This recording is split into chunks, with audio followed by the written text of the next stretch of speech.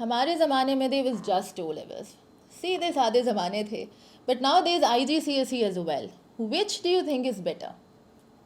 अगर मैं इस सवाल का एक लाइन में जवाब दूं तो समझे दोनों एक ही घर के चश्मो चिराग हैं, दोनों बहन भाई हैं, बट नए सिलेबस चेंजेस के बाद अब ये ट्विन्स हो चुके हैं, यानी कि एक चैप्टर इधर उधर या एक फार्मूला इधर उधर, बट उसके अलावा ये ऑलमोस्ट आइडेंटिकल करिकुलम्स बन चुके हुए हैं।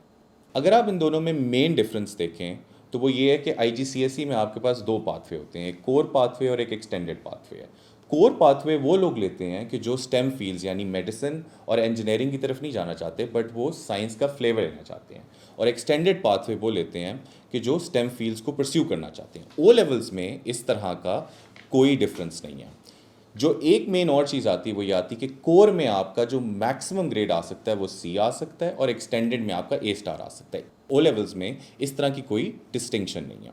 अगर आप यूनिवर्सिटी के पॉइंट ऑफ व्यू से देखें तो इंटरनेशनल या लोकल पाकिस्तानी यूनिवर्सिटीज़ IGCSE और ओ लेवल्स को बिल्कुल सेम तरीके से ट्रीट करती हैं, यानी उनके जो थ्रेशोल्ड ग्रेड्स होते हैं वो दोनों सिस्टम्स के लिए सेम है, और IBCC जब इक्वलेंस करती है ग्रेड्स की तो वो भी एग्जैक्टली सेम है। तो मतलब पेरेंट्स को टेंशन लेने की कोई ज़रूरत नहीं है, बोथ आर फाइन.